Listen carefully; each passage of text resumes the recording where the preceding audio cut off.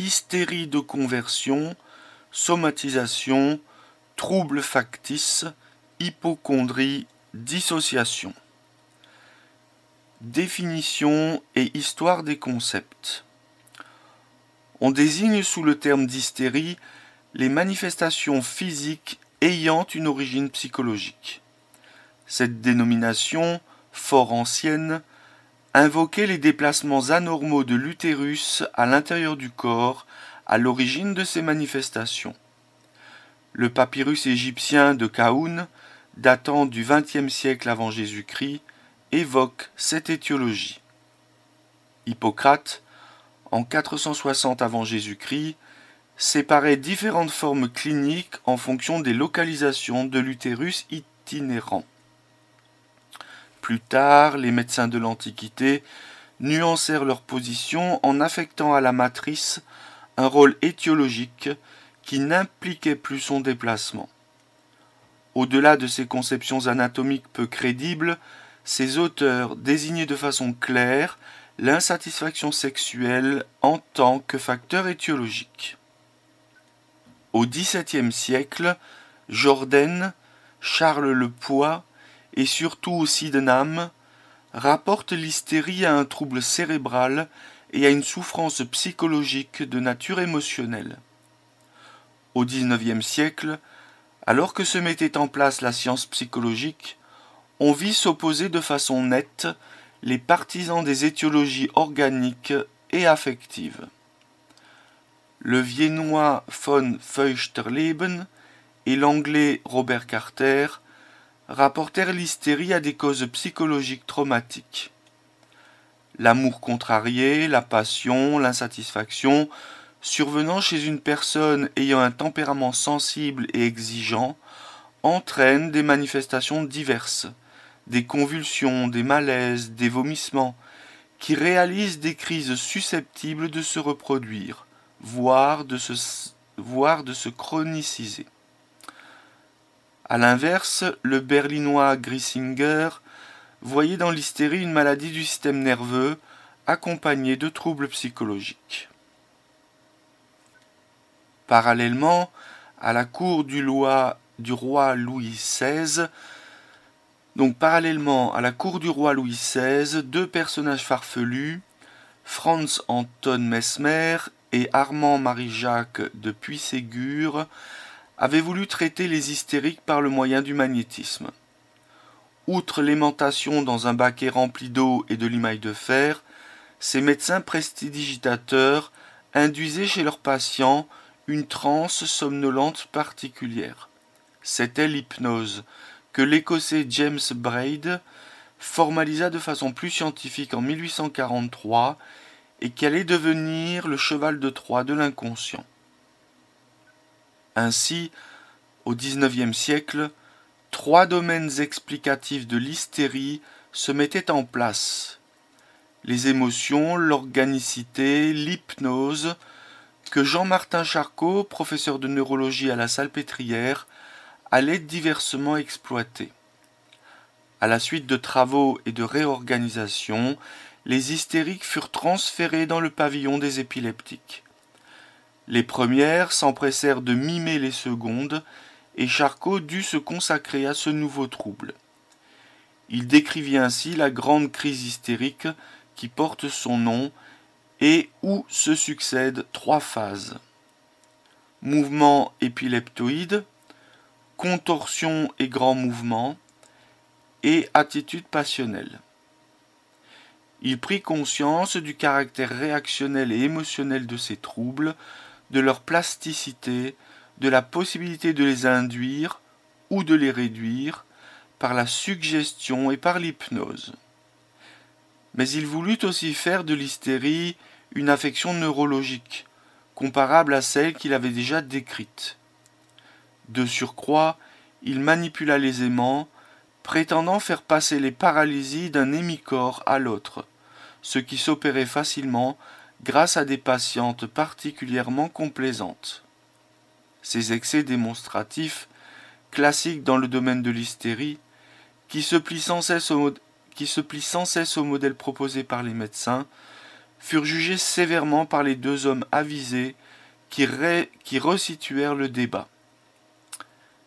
Et donc ces excès démonstratifs classiques dans le domaine de l'hystérie, qui se plient sans cesse au modèle proposé par les médecins, furent jugés sévèrement par deux hommes avisés qui resituèrent le débat, et ces deux hommes qui resituèrent le débat, ce sont Freud et Janet.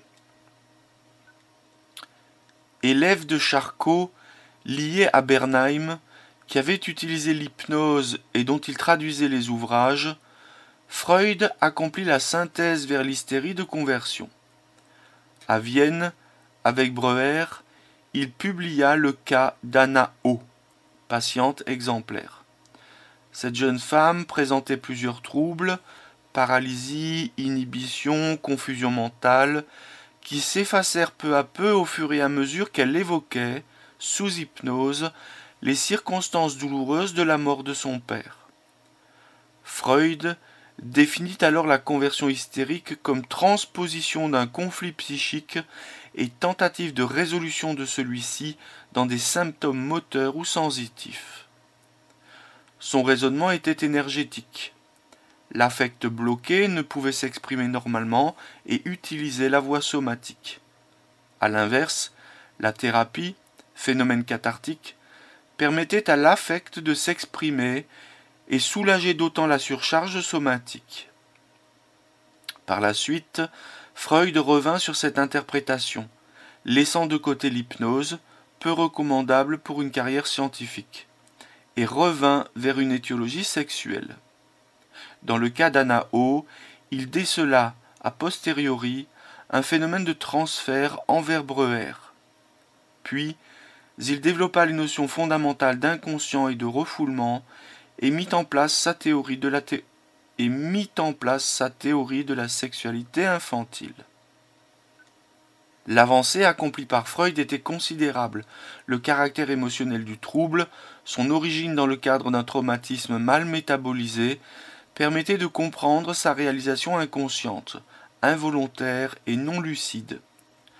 Parallèlement, le même caractère affectif de cette étiologie justifiait la demande d'une patiente qui devait être traitée plutôt que méprisée. Magnétisée ou produite dans un amphithéâtre.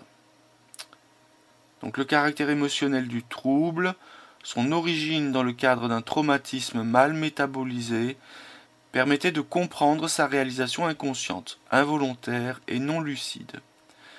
Parallèlement, le même caractère affectif de cette étiologie justifiait la demande d'une patiente qui devait être traitée plutôt que méprisée, magnétisée ou produite dans un amphithéâtre. Le caractère symbolique de l'organe choisi a été souligné ultérieurement par la psychanalyse. Souvent, cependant, la conversion s'établit simplement en reproduction d'un patient observé dans le voisinage. Enfin, cette approche psychologique, avec son évidente contrepartie réversible et fonctionnelle, rejetait au loin toute perspective organique. Certes, tout processus mental suppose une contrepartie neuropsychologique, mais celle qui relève de l'hystérie de conversion ne suppose pas le même processus que le syndrome neurologique qu'elle mime. Il restait cependant à rendre compte de l'état d'esprit bien particulier de l'hystérique. La conversion, en effet, s'accompagnait souvent d'une indifférence étrange, parfois d'amnésie, et d'une méconnaissance du processus psychologique qui allait bien au-delà d'un simple déni. C'est ici qu'intervint Pierre Janet. Auteur d'un livre consacré à l'état mental des hystériques en 1893, il faisait appel au subconscient et à des idées fixes, générant la conversion dans une perspective de rétrécissement ou de focalisation particulière de la conscience. Dans ce contexte, Janet décrivit les phénomènes de dissociation, états particuliers au cours desquels le patient, dépersonnalisé, se livrait à des actes automatiques non enregistrés par la mémoire. Après la psychanalyse, l'hystérie perdit sa place de maladie vedette. L'ère pharmacologique n'apporta guère à l'affection. En revanche, du côté de la psychologie sociale, plusieurs auteurs insistèrent sur la demande d'attention et l'interactivité quémandeuse des hystériques. Merskey, M. Merskey, en 1979, décrivit l'hystérie de combat et l'hystérie post-traumatique, la conversion se déclenchant dans un contexte émotionnel non sexuel. Thomas Sachs, ou Zaz, S-Z-A-S-Z, c'est imprononçable pour moi, Thomas Sachs, auteur de tradition antipsychiatrique, a vu dans l'hystérie la traduction des émotions du patient en un langage corporel, le langage de la maladie, destiné aux médecins. La médecine et ses soins appellent donc la réalisation de la conversion. Ce processus ne correspond pas à une simulation. Il est une réalisation sociogénique et inconsciente et parcourt notre époque comme il a parcouru les précédentes. Les classifications psychiatriques contemporaines font pratiquement disparaître de leur nomenclature la notion d'hystérie. La faute en est sans doute à l'école de Saint-Louis qui, dans les années 1960, a voulu réduire la psychiatrie à des symptômes cliniques objectifs et observables, annulant ainsi le mécanisme conversif de l'affection et son arrière-plan émotionnel. L'hystérie devient une longue liste de plaintes somatiques baptisées syndrome de Briquet, du nom d'un auteur français antérieur à Charcot, dont on ne comprend plus très bien la nature.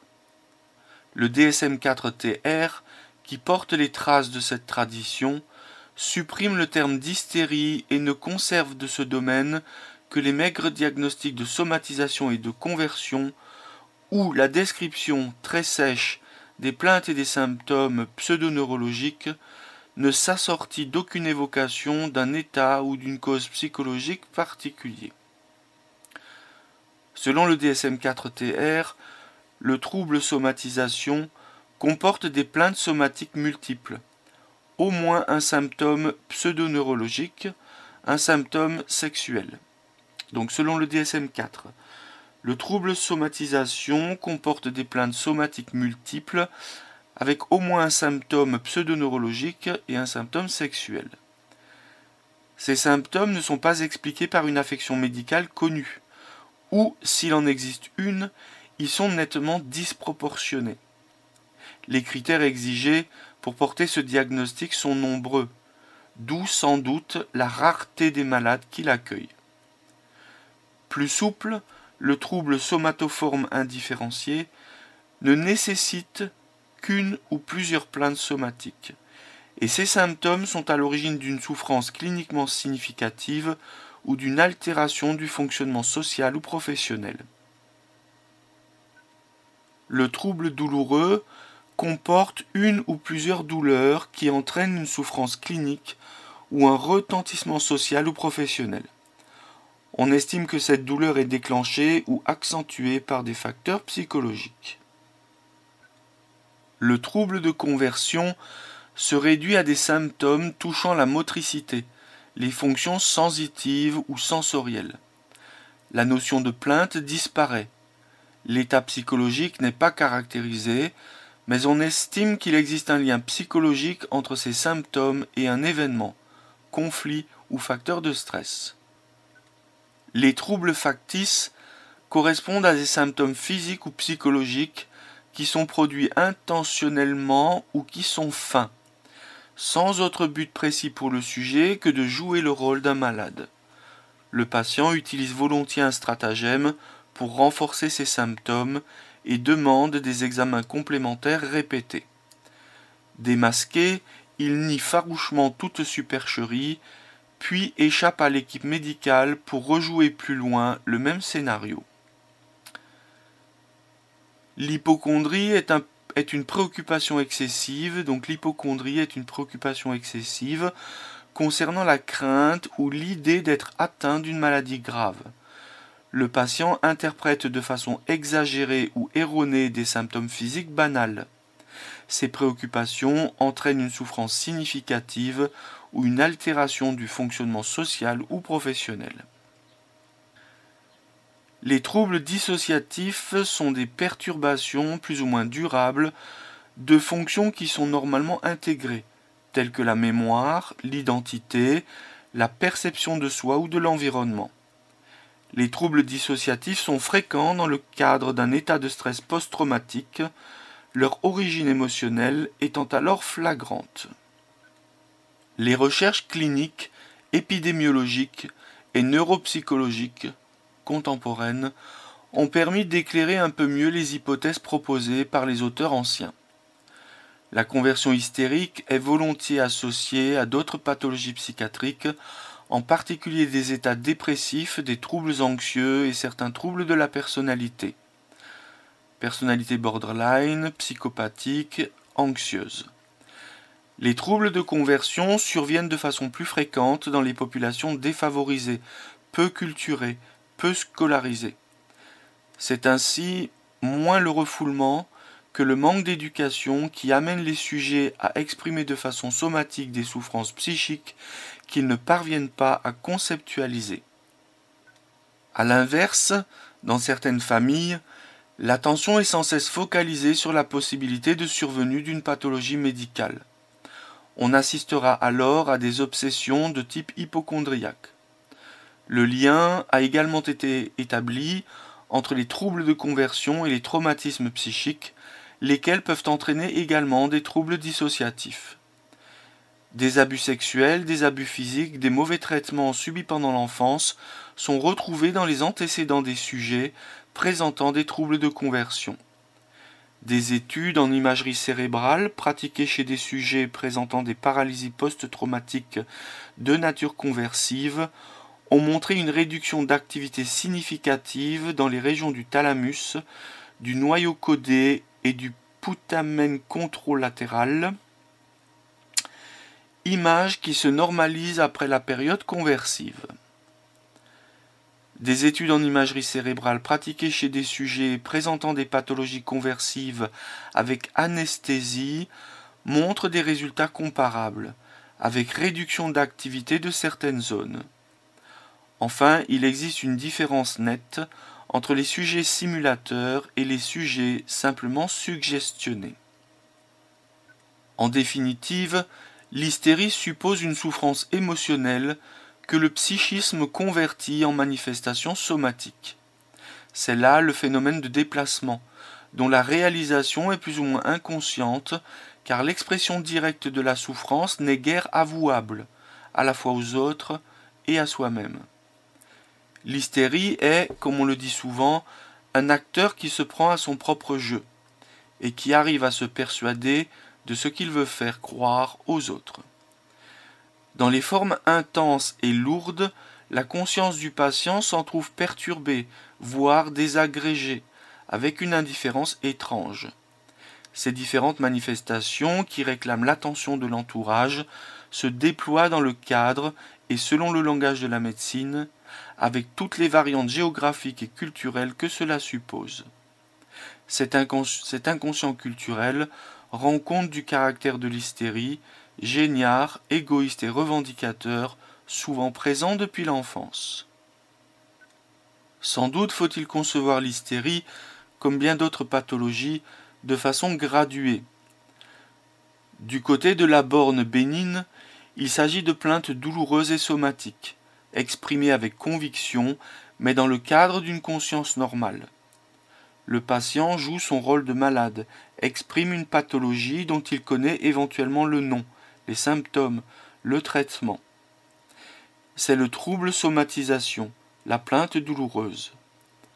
À un stade supérieur, la conscience est plus altérée. Le patient ne réfléchit plus à l'origine de son trouble. Il demeure figé, paralysé, mutique, anesthésié. C'est la conversion. Enfin, du côté de la borne maligne du trouble, la conscience est tellement désagrégée que le patient présente de véritables troubles amnésiques. Les troubles factices peuvent être considérés comme une forme particulièrement grave de somatisation au cours de laquelle le sujet va jusqu'à réaliser, grâce à des supercheries, les preuves organiques de son affection somatique. Certes, le trouble est intentionnel, ce qui le différencie de l'hystérie. Mais l'obsession de réaliser une affection somatique est telle qu'il existe un déni majeur de cette intentionnalité et une obsession quasi paranoïaque d'avoir raison. Dans tous les cas, on peut concevoir une origine émotionnelle. Mais ce qualitatif est de nos jours devenu plus complexe qu'autrefois. Il peut s'agir d'angoisse, de désir, de frustration, de dépression, d'excitation, de séduction, d'agressivité en fonction des circonstances qui accompagnent le trouble. Celui-ci s'est néanmoins modifié depuis l'époque classique. Tout ce qui ressortait autrefois d'une différence entre l'organique et le fonctionnel, le spontané et le suggestible, le définitif et le réversible est devenu caduc. En effet, les syndromes anxieux et dépressifs, quand ils sont légers, sont réversibles, fonctionnels, voire sensibles à la persuasion. Ils comportent des éléments somatiques correspondant à une souffrance psychique, émotionnelle et de réalisation inconsciente. Un grand nombre des hystéries décrites autrefois s'inscrit sans doute aujourd'hui dans le cadre des troubles thymiques et anxieux, et il n'est plus question de qualifier d'hystérique un sujet ému, homme ou femme, qui exprime sa souffrance avec une véhémence sincère. L'hystérie, plus qu'un syndrome somatique, réalise un syndrome médical présenté en tant que tel au spectateur. Dans une perspective de demande, et pour mieux cacher une souffrance psychologique autre, qui, elle, n'est pas manifestée. Celle-là, je la reprends. L'hystérie, plus qu'un syndrome somatique, réalise un syndrome médical, présenté en tant que tel au spectateur, dans une perspective de demande, et pour mieux cacher une souffrance psychologique autre, qui, elle, n'est pas manifestée. D'une façon assez complexe et peu classique, vont donc entrer aujourd'hui dans le cadre de l'hystérie des dépressions, d'une façon assez complexe et peu classique, vont donc entrer aujourd'hui dans le cadre de l'hystérie, des dépressions, des phobies et des délires hystériques. Les revendications biologiques, arguant d'anomalies de telle ou telle constante, calcémique ou glycémique, sont de la même essence. Cependant, que demeurent encore des paralysies, anesthésies, mutismes et cécité qui témoignent de l'irrépressible permanence des tableaux classiques.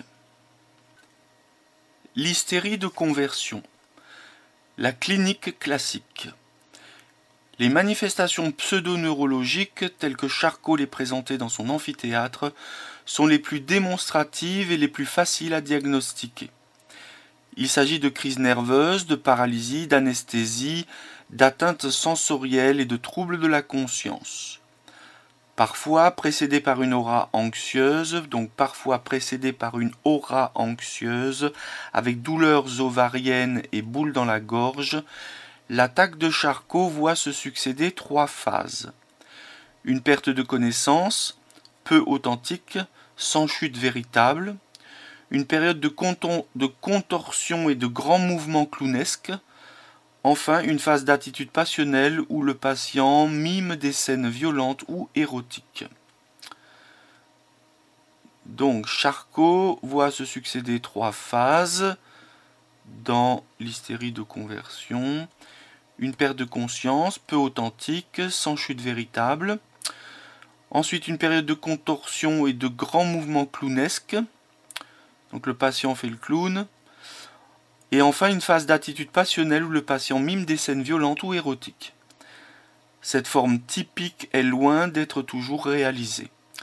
Le plus souvent, il s'agit de crises bâtardes, sans perte de connaissance, avec agitation tétaniforme, gémissements divers, manifestations spectaculaires et destinées à attirer l'attention. Si la perte de connaissance est peu claire, sans morsure de la langue ou amnésie, on peut observer une amnésie, le patient étant de toute façon peu accessible au moment de la crise elle-même.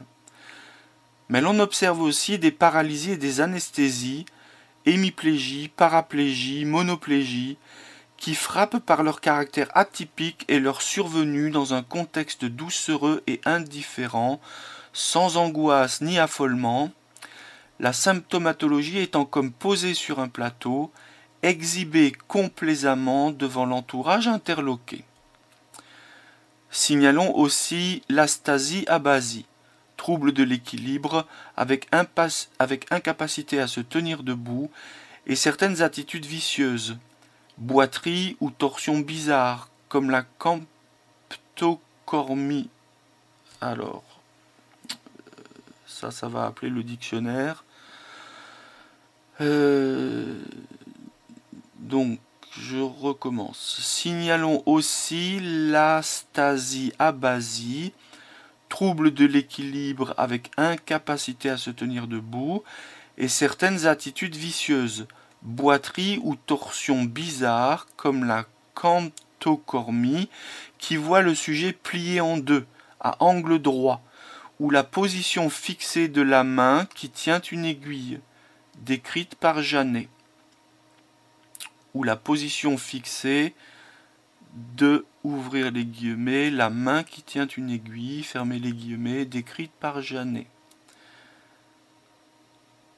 Donc pour caractériser cette camptocormie, qui fait que le sujet est plié en deux à angle droit, Janet donne l'image de la main qui tient une aiguille. Bon. On en rapprochera la crampe de l'écrivain, qui est une incapacité à écrire, qui entraîne une incapacité à écrire. La topographie des troubles moteurs. La topographie des troubles moteurs est sensitif en chaussettes, en gants, en manches de veste. La normalité des réflexes et des examens complémentaires vont de pair avec une réversibilité rapide dans la plupart des cas, dès que le patient est appréhendé dans une ambiance médicale, aidé ou non par une thérapeutique. La conversion hystérique peut survenir dans des contextes divers, mais on décèle assez souvent un souci majeur et la proximité d'un modèle pathologique. C'est le cas par exemple d'un jeune homme qui doit partir au service militaire, d'un sujet qui vient de commettre un acte de délinquance, d'un adolescent qui aborde le baccalauréat. Sans la simuler, le patient, à l'évidence, s'est réfugié dans la maladie. Au bénéfice primaire, évacuer l'angoisse, ne pas exprimer le souci central. Donc, la conversion hystérique peut survenir dans des contextes divers, mais on décèle assez souvent un souci majeur et la proximité d'un modèle pathologique. C'est le cas par exemple d'un jeune homme qui doit partir au service militaire, d'un sujet qui vient de commettre un acte de délinquance, d'un adolescent qui aborde le baccalauréat. Sans la simuler, le patient, à l'évidence, s'est réfugié dans la maladie. Au bénéfice primaire, évacuer l'angoisse, ne pas exprimer le souci central, succèdent aussitôt les bénéfices secondaires. Éviter l'obstacle. Voilà, donc plutôt que d'affronter l'obstacle, eh bien, il va y avoir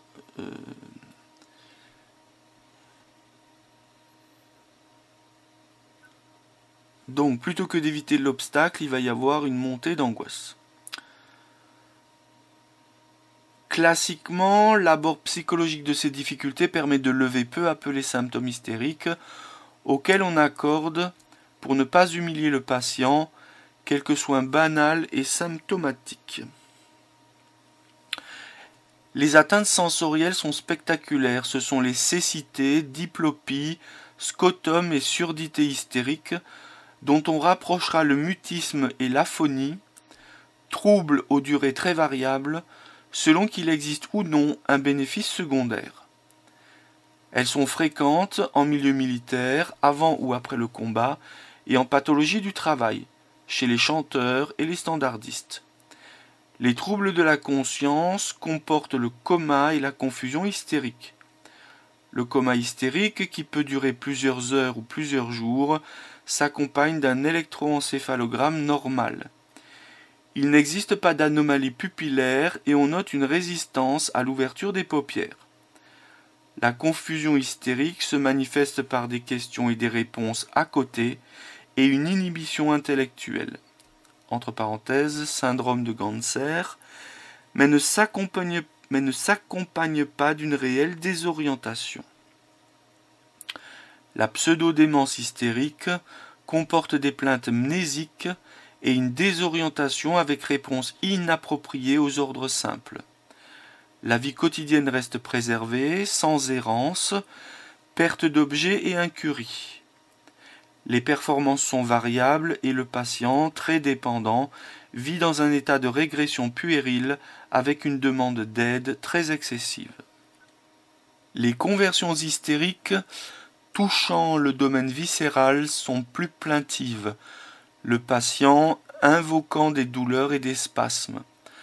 Particulièrement investi et propice à des revendications peu vérifiables, la fonction digestive est l'objet de multiples plaintes. Dysphagie et spasmes pharyngés, douleurs coliques, nausées, vomissements et ballonnements. Les régimes et les pansements divers, aussitôt prescrits par l'entourage médical et suivis de façon rituelle, ne font que renforcer et authentifier ces plaintes, sans cesse grossies. Les symptômes gynécologiques sont fréquents, avec dysménorrhée, irrégularité des règles, dyspareunie, vaginisme. Ces douleurs génitales sont souvent suffisamment importantes pour amener certains chirurgiens à pratiquer des colioscopies puis des hystérectomies. La classique grossesse nerveuse ou pseudo-siésis avec aménorrhée, ballonnement intestinal, nausées, gonflement mammaire, relève de l'hystérie. Le domaine urinaire est lui aussi sujet à plaintes variées. Ce sont les brûlures mictionnelles, synmateria, les cystalgies et polacuries à urine claire, dont l'origine psychologique doit être repérée à temps avant que se mettent en route des explorations plus ou moins traumatisantes. Les douleurs précordiales, dyspnées, malaises et palpitations sont les symptômes hystériques les plus habituels dans le domaine cardio-respiratoire. Il faut là encore éviter les explorations invasives, telles que les coronarographies. Les examens complémentaires, plus ou moins sanglants et spectaculaires, très systématiques à l'heure actuelle, ne font qu'exciter la revendication de l'hystérique et l'accentuent invariablement s'ils sont pratiqués. Mais l'hystérique évoque également des algies d'allure moins organique et peu localisables. Ce sont les céphalées et rachialgies, les névralgies et sciatalgies, les douleurs anales, testiculaires et pelviennes. La normalité de l'examen clinique, le néant d'un bilan paraclinique précis, amène cette fois-ci des prescriptions d'antalgiques ou d'antidépresseurs à l'aveugle, sans que, le plus souvent, les problèmes psychologiques soient abordés. Cette chimiothérapie brouillonne, pour faire taire le malade, authentifie les plaintes et les renforce. La clinique de l'hystérie aujourd'hui.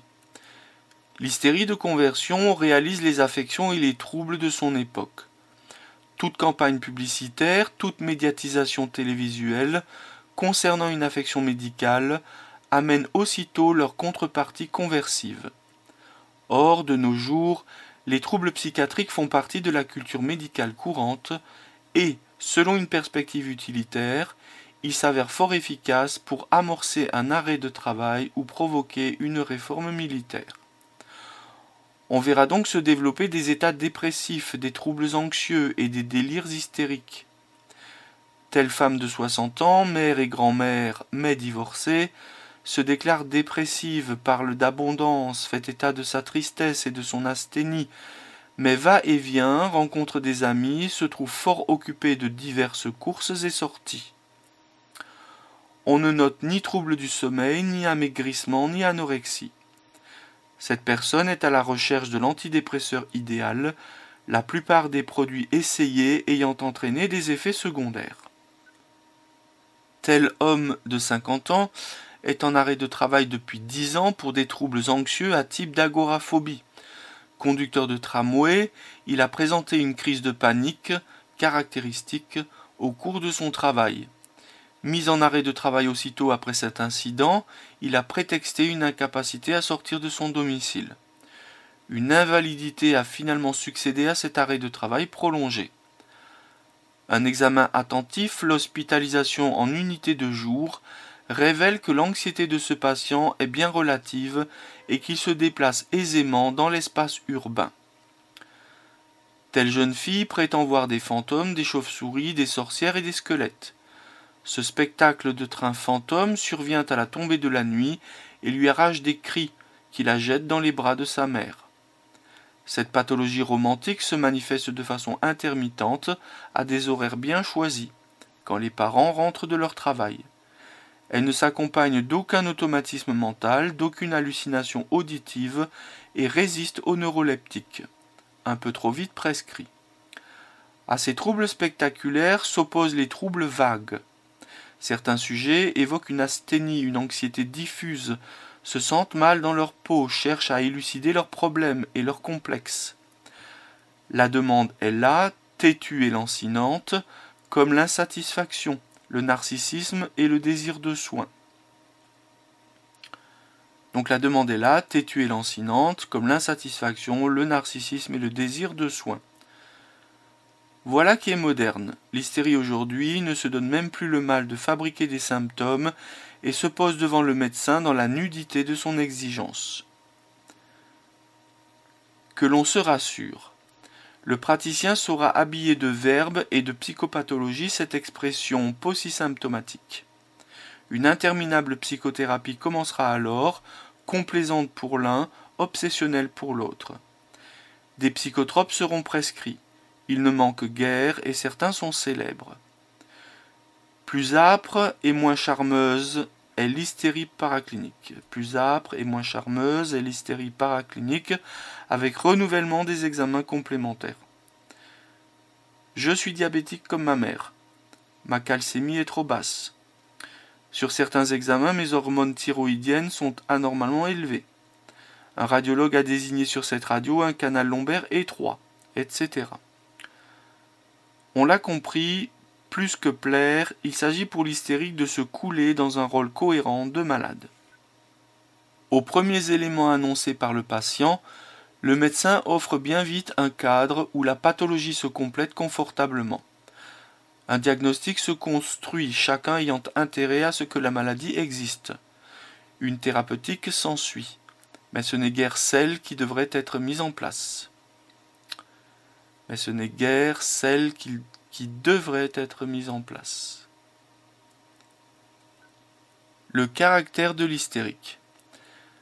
La conversion hystérique va souvent de pair avec des manifestations psychologiques bruyantes qui ont été diversement appréciées selon les époques. Cependant, la conversion s'exprime le plus souvent dans un contexte spectaculaire et dramatisé où le récit des crises antérieures, l'émotivité et l'emphase tiennent une place importante. L'exigence, l'égocentrisme, les trépignements impatients témoignent, avec d'autres éléments, vestimentaires, mimiques et gestuels, d'une immaturité infantile très quémandeuse. Au gré de ces manifestations bruyantes, le caractère utilitaire des troubles somatiques transparaît alors facilement. Mais même s'il demeure inconscient et non verbalisé. Donc, au gré de ces manifestations bruyantes, le caractère utilitaire des troubles somatiques transparaît alors facilement, même s'il demeure inconscient et non verbalisé. Selon les modes et les cultures, les maquillages avantageux et les regards éperdus cherchent à manipuler diversement le thérapeute. La mythomanie, la vantardise et la familiarité connotent la plainte médicale et appellent la décision thérapeutique. Derrière cette présentation avantageuse, l'hystérique est cependant fragile. L'idéalisme du monde parfait de l'enfance, avec ses jouets, ses sucreries et ses contes de fées, va de pair ici avec la dépendance et la suggestibilité. L'hystérique imite facilement les modèles proposés par un proche et adopte sans critique les attitudes et les idées charriées par l'époque. L'affect, l'émotion, l'intuition mobilisent le malade plutôt que la réflexion, laquelle sera souvent mal comprise ou refusée dès que l'on tentera une ébauche de raisonnement psychopathologique. Donc l'hystérique imite facilement les modèles proposés par un proche et adopte sans critique les attitudes et les idées charriées par l'époque. L'affect, l'émotion, l'intuition mobilisent le malade plutôt que la réflexion, laquelle sera souvent mal comprise ou refusée dès que l'on tentera une ébauche de raisonnement psychopathologique. À côté de ces manifestations théâtrales, difficiles à supporter par l'entourage, on décrit un autre contexte psychologique, fondé cette fois-ci sur la dépendance et l'inhibition. La présentation des symptômes somatiques est suave, doucereuse, voire mutique, évoquant une jouissance secrète de Joconde. Cet état mental particulier évoquait pour Janet une dissociation, une désagrégation de la conscience, rendant compte alors du caractère involontaire du trouble. Mais il s'agit aussi d'une privation affective, aussi désagréable que l'excès inverse, qui a fait parler de belle indifférence, le patient paraissant peu concerné par son trouble et par les conséquences qu'il implique. Cette indifférence a la même signification infantile et manipulatrice que l'attitude théâtrale. Elle rend le sujet tout aussi dépendant et fragile, et provoque les mêmes passages à l'acte médicaux et chirurgicaux des thérapeutes. Ceux-ci sont séduits aussi bien par la conversion hystérique que par l'enveloppe psychologique qui l'entoure. Évolution. L'hystérie de conversion s'inscrit dans l'histoire du sujet, évoluant par étapes ou par crise dans un contexte déjà préparé.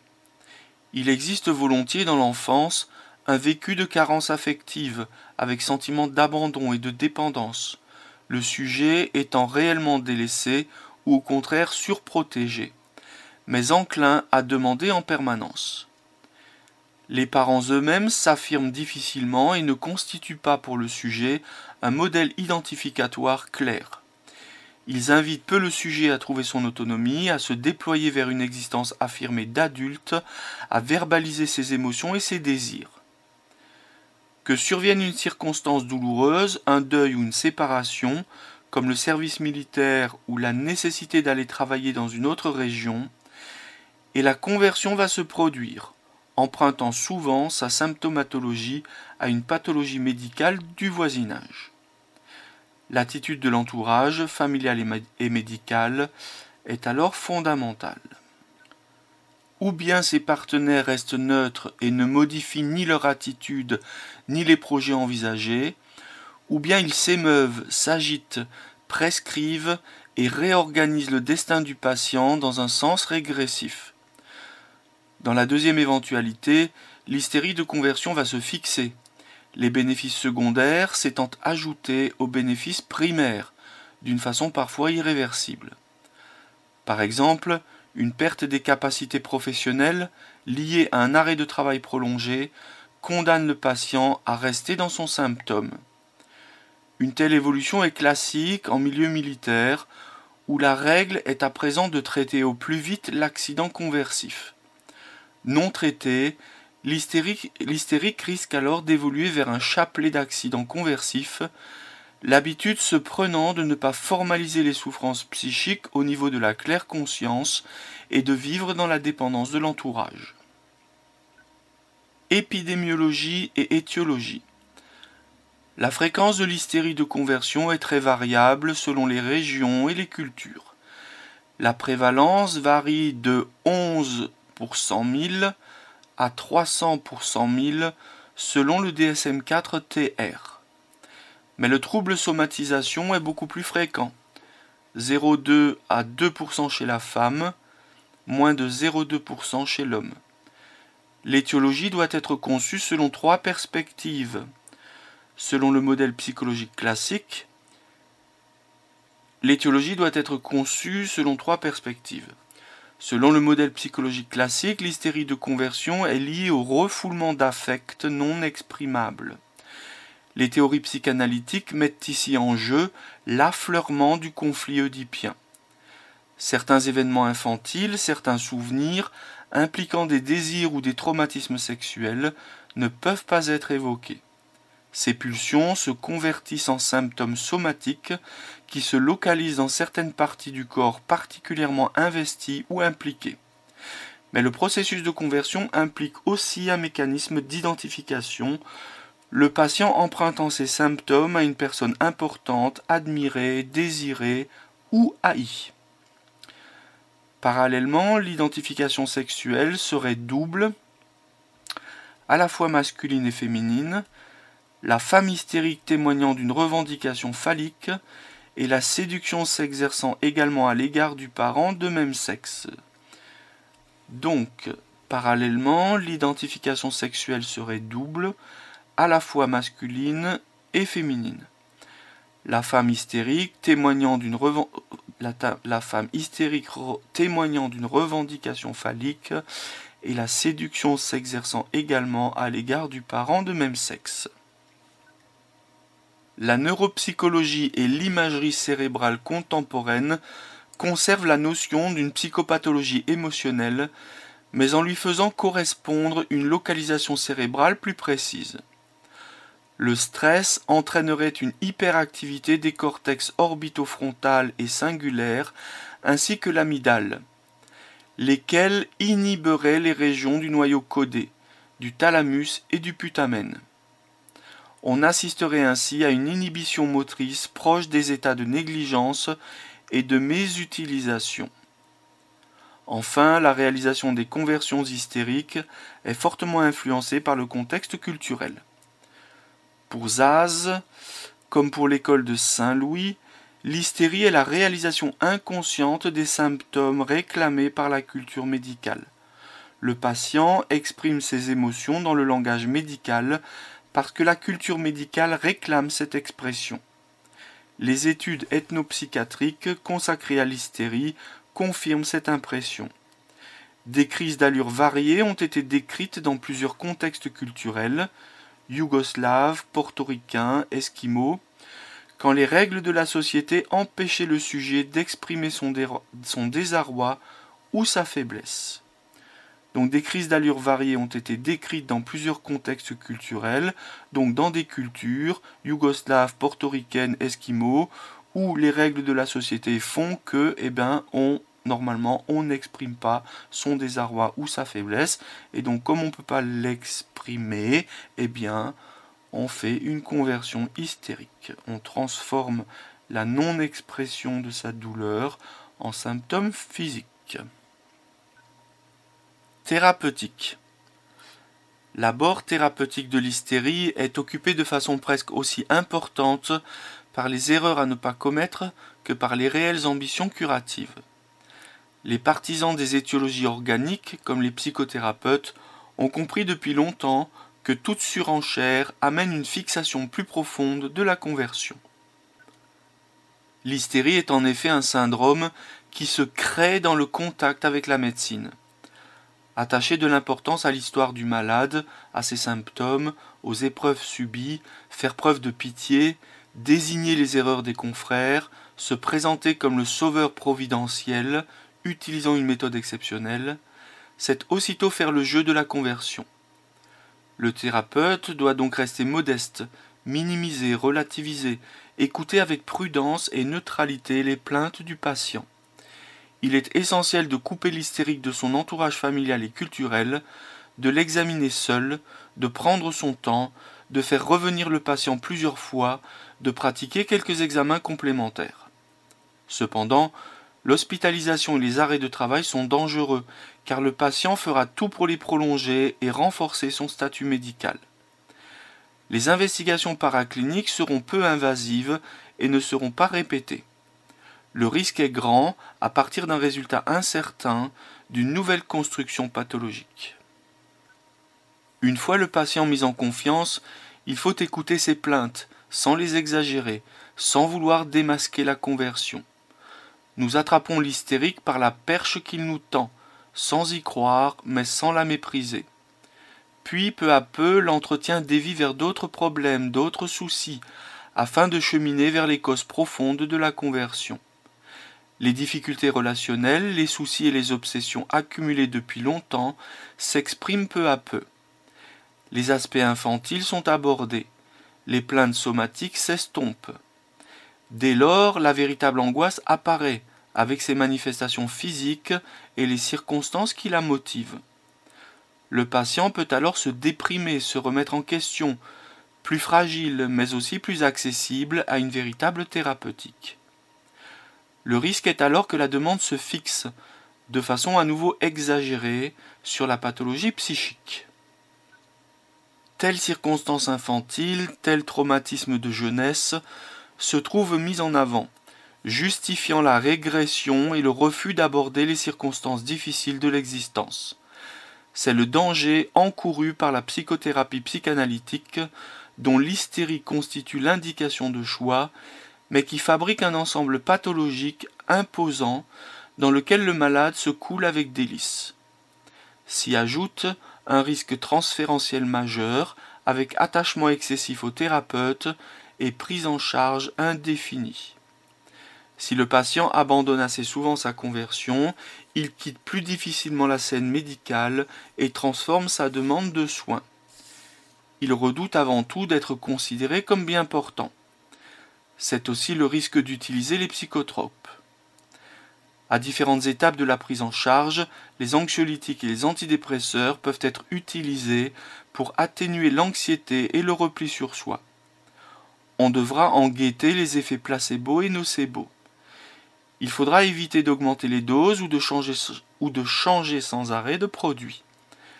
La dépendance, l'adhésivité, l'immaturité sont en définitive les symptômes majeurs que le médecin doit percevoir derrière la revendication somatique. L'abord cognitivo-comportemental peut être ici intéressant en focalisant son action sur l'anxiété, en utilisant la relaxation et l'affirmation de soi, en apportant des rationalisations pragmatiques et des buts précis. D'une façon générale, les thérapeutes vont lutter par divers moyens contre la régression du patient vers une position infantile et pour son insertion existentielle dans un cadre valeureux. Donc d'une façon générale, les thérapeutes vont lutter par divers moyens contre la régression du patient qui essaye de régresser vers une position infantile, voilà, de façon à l'aider à s'insérer dans une existence plus valeureuse. Le trouble somatisation, le trouble somatoforme indifférencié, le trouble douloureux. Les troubles somatisation, somatoformes et douloureux sont fréquents, avec une prévalence ponctuelle de 1 à 16% selon les études dans la population des sujets qui consultent en médecine générale. Le trouble somatisation survient volontiers dans un contexte d'anxiété et de dépression.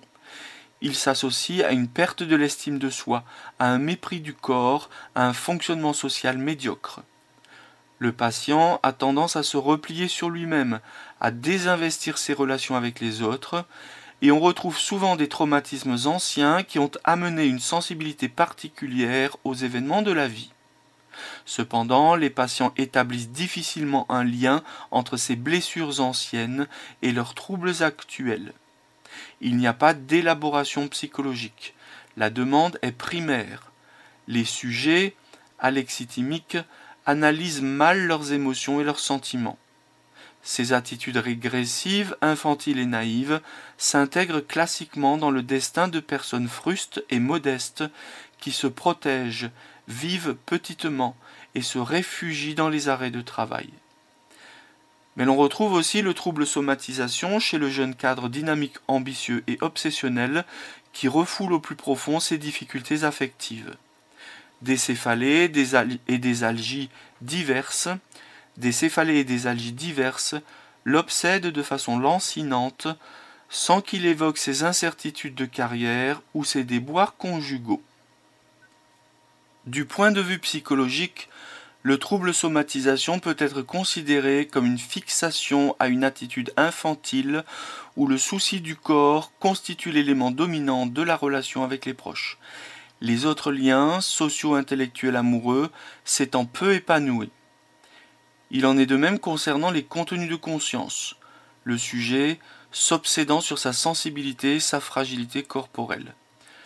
Du point de vue neuropsychologique, la fréquente association à une anxiété massive peut encore faire évoquer une dissociation plus ou moins chronique, et l'on rappellera à ce propos la fréquence des somatisations observées chez le sujet borderline. La thérapeutique, essentiellement psychologique, comporte plusieurs étapes. La première étape est cognitive. Le patient est amené à réattribuer l'origine de ses sensations désagréables.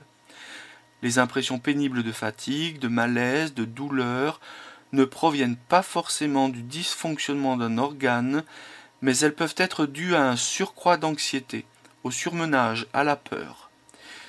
Il devra donc identifier ses réactions émotionnelles, ne plus se les cacher, ne plus les redouter. Le patient doit comprendre que ses organes sont indemnes.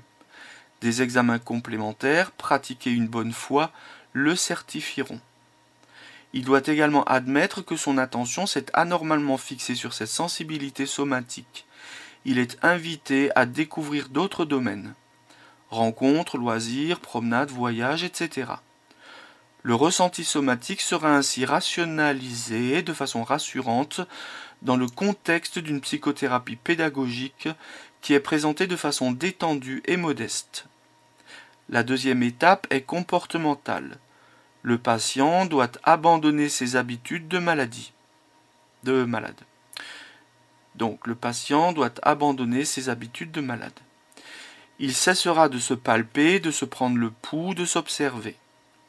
Il cessera surtout de se plaindre, de consulter de façon itérative, de répéter les examens complémentaires. On lui expliquera que ces rites compulsifs, loin d'apaiser son anxiété, ne font que la renforcer. La troisième étape concernant la personnalité, donc le trouble somatisation s'intègre dans un ensemble psychologique où l'on retrouve une attitude dépendante, évitante, infantile, facilement régressive. Le patient est invité à trouver une attitude plus adulte, plus indépendante et à réfléchir sur les étapes importantes de sa biographie. Les troubles factices. Les troubles factices ou pathomimie constituent une forme grave de somatisation au cours de laquelle le patient n'hésite pas à léser son corps pour authentifier une affection somatique. Ce comportement volontaire et organisé est différent de l'hystérie de conversion où la réalisation du trouble est inconsciente.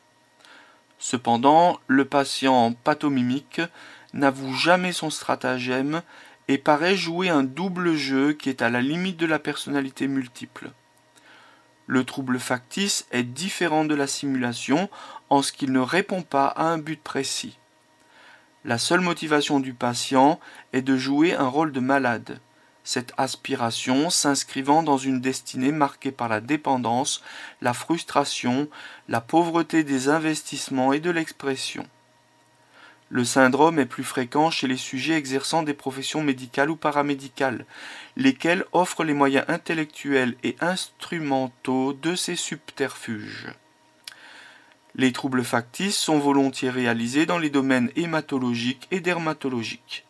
Le syndrome de l'asthénie de Ferjol, du nom de l'héroïne d'une nouvelle de Barbey d'Aurevilly, décrite par Jean Bernard en 1967, est une anémie hypochrome due à des hémorragies délibérément provoquées et dissimulées. Donc, les troubles factices sont volontiers réalisés dans les domaines hématologiques et dermatologiques. Le syndrome de l'asthénie de Ferjol, donc L-A-S-T-H-E-N-I-E, de Ferjol, F-E-R-J-O-L. Donc le syndrome de l'asthénie de Ferjol, c'est comme ça que s'appelle le syndrome, parce que ça doit être Monsieur Ferjol qui l'a trouvé. Donc le syndrome de l'asthénie de Ferjol, du nom de l'héroïne d'une nouvelle de Barbey d'Aurevilly. Alors c'est pas Monsieur Ferjol qui l'a trouvé, c'est suite à une nouvelle, celle de Barbey d'Aurevilly, décrit par Jean Bernard en 67, est une anémie hypochrome due à des hémorragies délibérément provoquées et dissimulées. Donc le syndrome de l'asthénie de Ferjol est une anémie hypochrome due à des hémorragies délibérément provoquées et dissimulées. Le patient est pâle et dyspnéique, mais témoigne d'une hyperactivité paradoxale. Sur le versant dermatologique, les patients pathomimiques créent des abcès sous-cutanés par injection de substances diverses.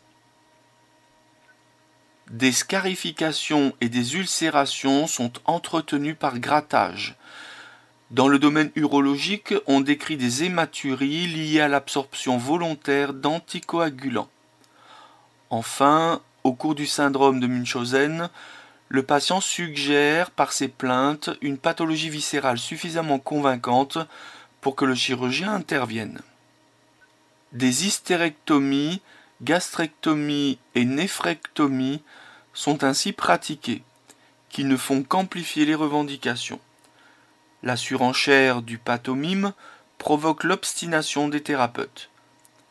L'appellation de balafré de l'abdomen stigmatise ces patients qui savent susciter la fameuse mania operativa activa des chirurgiens, déjà dénoncée par Charcot. On a décrit récemment le syndrome de Munchausen par procuration, qui voit un parent provoquer des interventions multiples sur la personne de son enfant. L'abord thérapeutique des pathomimes est difficile puisque ces patients souhaitent conserver leurs symptômes et sont verrouillés par la dissimulation de leurs stratagèmes. L'hypocondrie. L'hypocondrie a été depuis longtemps différenciée de l'hystérie. Au XIXe siècle, von Feuchterleben fit cette distinction à partir d'une différence psycho-organique entre les deux sexes, réservant l'hystérie pour les femmes et l'hypocondrie pour les hommes. C'était l'époque où l'on commençait à décrire les méfaits de la syphilis et l'empoisonnement par le mercure. Les patients hypocondriaques, anxieux et dépressifs, redoutaient ces affections. Pour Freud, l'hypocondrie était une névrose actuelle, trouvant sa source dans un désordre de la vie sexuelle contemporaine et se réalisant comme un acte sans élaboration psychologique. L'hypocondrie est une préoccupation excessive concernant la santé, le patient rapportant une souffrance ou des symptômes somatiques qui lui font redouter une maladie grave. Il est angoissé, soucieux, obsédé, décrit ses troubles de façon lancinante et détaillée, demande avec obstination des examens complémentaires. Insatisfait, parfois quérulent, il est à la recherche d'une thérapeutique idéale qu'il ne trouve jamais. Il multiplie les consultations auprès de spécialistes renommés, accumulant dossiers et documents, s'enquérant lui-même de la maladie redoutée, et rivalisant finalement avec le pouvoir médical dont il adopte le langage et la logique. Les plaintes concernent les divers organes. Ce sont le plus souvent des douleurs, céphalées, douleurs thoraciques, abdominales, gynécologiques ou rhumatologiques. Ce sont aussi des dysfonctionnements, dyspepsie, constipation, dysurie, palpitations. Ces mots, plus ou moins associés, mobilisent l'attention du sujet. L'existence entière tourne autour des manifestations de l'organe incriminé, avec les rites médicamenteux et les précautions qui ont été ordonnées ici et là. Certaines médecines, d'ailleurs, ont pu aggraver le mal. Tel patient qui se croit constipé multiplie les laxatifs et vit dans l'attente de ses selles. Tel autre qui craint les angines et les rhinopharyngites ne sort plus de chez lui. Tel autre encore, exagérant une colite, réduit son alimentation et maigrit dangereusement. Le malade vit au rythme de son pouls, de ses spasmes, de ses ingestions, de ses exonérations. Pour l'hypocondriaque, souvent très obsédé, tout devient médical. Les organes incriminés sont, plus que le corps, surinvestis, avec une abondance de descriptions et de rationalisation qui agace aussitôt le thérapeute. L'hypocondriaque se montre impuissant, livré à son mal, ne pouvant rien y faire, débarrassé de toute volonté, ne proposant aucune solution. Tout en lui traduit l'échec, le sien comme celui de la médecine qu'il met au pied du mur. Cette attitude, l'absence totale de propos concernant le reste de l'existence, le refus de toute analyse psychologique provoque le rejet de la part du médecin. « Vous n'avez rien », profère-t-on souvent devant ce malade peu gratifiant. Mais cette phrase est une condamnation puisque justement, pour le patient, tout se trouve concentré dans l'organe souffrant. Fâché, plus angoissé encore, l'hypocondriaque court vers un nouveau thérapeute. On le voit, la relation entre ce patient et la médecine est souvent conflictuelle. Et il faudra prendre garde de ne pas attiser ce combat par des propos critiques. Les plaintes hypocondriaques, si flagrantes soient-elles, font redouter une réelle affection somatique. Les examens complémentaires seront donc pratiqués, mais ne seront pas répétés. C'est moins cependant la négativité de leurs résultats que la qualité particulière de la plainte, violente et stéréotypée, qui indique le caractère psychiatrique de la pathologie. L'hypocondrie s'oppose à l'hystérie par plusieurs points. L'hypocondriaque est angoissé, revendicateur, agressif, souvent isolé. Il provoque le rejet et l'abstention thérapeutique. L'hystérique convertit son anxiété et paraît indifférent à ses symptômes. Aimable, séducteur, il donne du plaisir et utilise des arguments relationnels se situant hors de la plainte somatique. L'hypocondrie doit être différenciée de la nosophobie, peur phobique de la maladie, qui est annoncée en tant que telle, sans croyance à la réalité de cette maladie et sans revendication agressive vis-à-vis du médecin.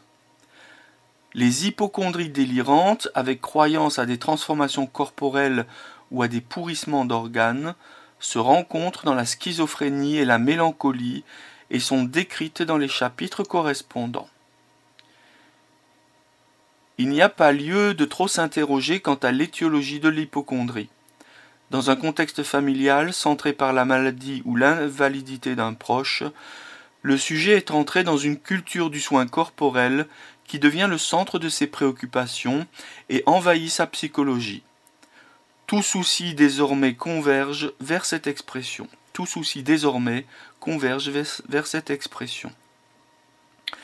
La moindre pathologie, réelle mais minime, servira alors de point d'appel à cet investissement massif. L'amplification par le discours médical ambiant fera le reste. Les psychothérapeutes classiques se sont heurtés depuis longtemps à l'obstination de ces patients qui sont sourds à toute élaboration. Les psychotropes, en particulier les antidépresseurs, peuvent atténuer l'anxiété qui se trouve en arrière-plan. Les thérapies comportementales utilisant la relaxation et la désensibilisation systématique ont été utilisées pour réduire progressivement l'angoisse qui s'attache à la maladie, à la mort et aux affections ayant touché des personnes proches. Les croyances concernant ces domaines sont abordées et révisées. Une culpabilité vis-à-vis d'un proche, un processus de deuil peuvent être explorés. L'attitude conflictuelle qui oppose le patient au médecin peut également être étudiée, puis gérée au moyen d'un jeu de rôle. Le monde de la maladie, comme l'attitude du patient à son égard et son investissement, sont ainsi révisés. Le monde de la maladie, comme l'attitude du patient à son égard et son investissement, sont ainsi révisés. Les troubles dissociatifs. La dissociation est une perturbation de fonctions qui sont normalement intégrées dans la conscience, telles que la mémoire, l'identité, la perception des autres ou de l'environnement. L'expression de disruption de la conscience, utilisée par Pierre Janet, traduit bien cet éclatement des divers domaines. Ainsi, un sujet peut agir de façon automatique sans en garder le souvenir, vivre une expérience sans la rapporter à lui-même, voir la réalité de façon étrange, sans relation avec ses références habituelles. L'origine du trouble est émotionnelle. La dissociation survient dans le cadre d'un psychotraumatisme ou du vécu particulier d'un isolement sensoriel, celui de l'hypnose par exemple. Une agression sexuelle, un accident, un acte de guerre ou de terrorisme, un deuil brutal, un événement affectif bouleversant, une séparation, une rencontre, le retour dans un lieu nostalgique sont des circonstances typiques susceptibles de déclencher un phénomène de dissociation. Ces troubles s'observent volontiers chez des sujets émotifs ayant une personnalité sensible. A l'inverse, leur survenue répétée, à partir d'un traumatisme initial, peut être à l'origine d'une personnalité pathologique. Ce que l'on évoque à propos de la personnalité limite ou l'angoisse. Alors, je vais reprendre. A l'inverse, leur survenue répétée à partir d'un traumatisme initial peut être à l'origine d'une personnalité pathologique. Ce que l'on évoque à propos de la personnalité limite ou l'angoisse, la vie dans le présent, le flou autobiographique sont des éléments prédominants. La dissociation comporte plusieurs aspects cliniques. L'amnésie psychogène ou amnésie dissociative est un trouble dissociatif majeur. Il s'agit d'une période de quelques heures ou de quelques jours pendant laquelle le sujet n'enregistre plus les événements qu'il vit. L'amnésie n'est pas complète puisque les événements en question font l'objet de rêves ou d'évocations brutales en flashback, au cours desquels le sujet se voit volontiers en troisième personne. La fugue psychogène ou fugue dissociative est un autre trouble dissociatif majeur. Il s'agit d'un départ inattendu du domicile ou du lieu de travail habituel, avec incapacité par la suite à se rappeler cet épisode. On observe cette fois-ci des troubles de l'identité, adoption d'un nouveau patronyme et d'un nouveau domicile, modification de la personnalité avec désinhibition sociale, développement d'activités nouvelles qui donnent une impression de cohérence. Au cours de la fugue, le patient ne semble pas souffrir de désorientation temporospatiale et de troubles de la mémoire immédiate. En revanche, on observe des troubles de la mémoire autobiographique. Au-delà de la fugue, quand le patient revient à son état normal, il existe une amnésie totale de la période critique avec, éventuellement, d'autres lacunes portant sur des événements traumatisants antérieurs. C'est le cas par exemple d'un militaire ayant fait une fugue après un traumatisme psychique au combat. D'autres troubles psychiques peuvent se révéler alors. Syndrome dépressif, impulsion suicidaire ou agressive, anxiété, syndrome post-traumatique. Les fugues psychogènes posent souvent des problèmes de diagnostic différentiel avec une simulation. Il semble que, bien souvent, ces cas soient mixtes, comportant une partie simulée et une partie dissociative. Au décours de la fugue, le patient est amené à raconter une histoire plausible qui lui permet de se donner une contenance et de profiter des bénéfices de la crise. À côté de ces troubles dissociatifs majeurs, il existe des troubles dissociatifs mineurs. La conscience normale est altérée. Le sujet rapporte un sentiment d'étrangeté, mais il n'existe pas de phénomène d'amnésie. Au cours de la dépersonnalisation, le sujet se sent détaché de lui-même. Il a l'impression de s'observer de l'extérieur, de fonctionner comme un automate ou de tourner un film. On peut en approcher les états d'extase. La déréalisation est un sentiment de perception anormale du monde, comme non rapporté aux expériences antérieures. La transe et la possession sont des états dans lesquels le sujet perd son identité et se trouve sous le contrôle d'un esprit, d'une puissance spirituelle, d'un dieu ou d'une autre personne. On décrit ainsi l'amok en Indonésie, le latab en Malaisie, le pibloktok chez les Esquimaux, l'attaque de nerviose en Amérique latine et la possession en Inde. On en rapprochera les états de dissociation partielle décrits par les sujets qui ont été soumis à la torture, au lavage de cerveau, à l'endoctrinement, à la coercition. Des troubles dissociatifs classiques, il faut rapprocher la personnalité multiple. La personnalité multiple, ou trouble dissociatif de l'identité, est l'existence chez un même sujet d'au moins deux personnalités ou de deux identités, chacune ayant ses modes de perception, de pensée et de relation avec les autres et le monde extérieur. Leurs manières, leurs attitudes, leur sexe, leur intelligence et leur culture, éventuellement leur latéralité, leurs écritures, sont différentes. Ces personnalités, qui ont chacune un nom, un âge, un état civil, prennent tour à tour le pouvoir. Elles sont souvent opposées. L'une est jeune et gaie, l'autre austère, sérieuse, sévère. Elles ont émergé dans des circonstances différentes dont elles gardent la trace. Les changements d'une personnalité à l'autre dépendent de l'humeur et des perceptions qui évoquent la période fondatrice. La mémoire générale de ces sujets, relative au fond commun antérieur à l'apparition des personnalités alternantes, reste altérée, avec des lacunes importantes concernant la biographie et l'enfance. Il est très difficile de savoir dans quelle mesure ces phénomènes sont exagérés ou renforcés. Parallèlement, d'autres troubles peuvent égarer le diagnostic. Troubles du sommeil, cauchemars, anxiété, attitude dépressive, anxiété, plaintes somatiques, agressivité, automutilation, tentative de suicide. Le diagnostic de personnalité limite est souvent porté. Les traumatismes psychiques et physiques constituent l'essentiel de l'étiologie des troubles dissociatifs. Il peut s'agir d'agressions physiques et sexuelles au cours des premières années, l'enfant étant battu, torturé, violé par un parent ou un frère aîné qui, hors des périodes de sévices, adopte une attitude hypocrite et trompeuse.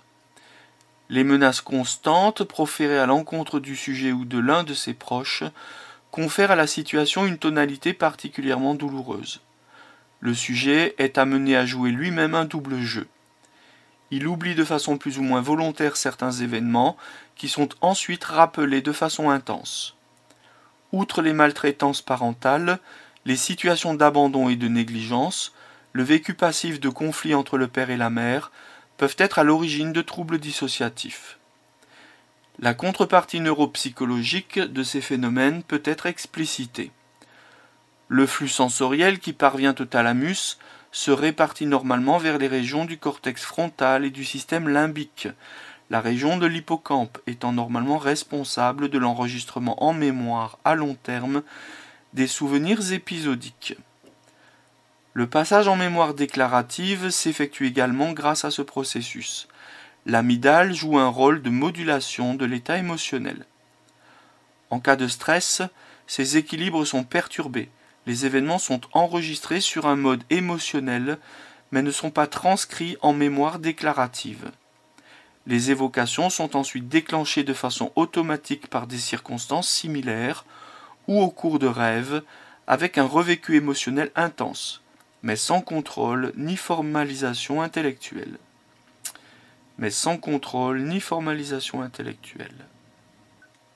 L'approche thérapeutique va tenir compte de ces différents éléments. Tous les facteurs de réduction de l'anxiété sont favorables. Relaxation, tranquillisant, antidépresseurs.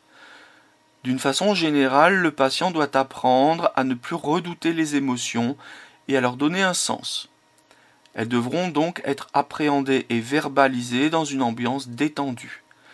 La psychothérapie a pour premier but de rassembler de façon cohérente les comportements, les affects, les sensations et les connaissances. Ensuite, le travail se localisera de façon plus précise sur les événements traumatisants en rediscutant leur signification et en abordant les schémas de croyance souvent péjoratifs et culpabilisants. Parallèlement, le sujet devra contrôler ses impulsions, qu'elles soient liées à des moments dissociatifs ou qu'elles se produisent en parallèle, comme les boulimies et les actes suicidaires. Ainsi, le patient parviendra-t-il à une restauration de son image et à une meilleure affirmation de lui au sein de la société. Fin de la lecture du chapitre sur l'hystérie de conversion, la somatisation, les troubles factices, l'hypocondrie et la dissociation.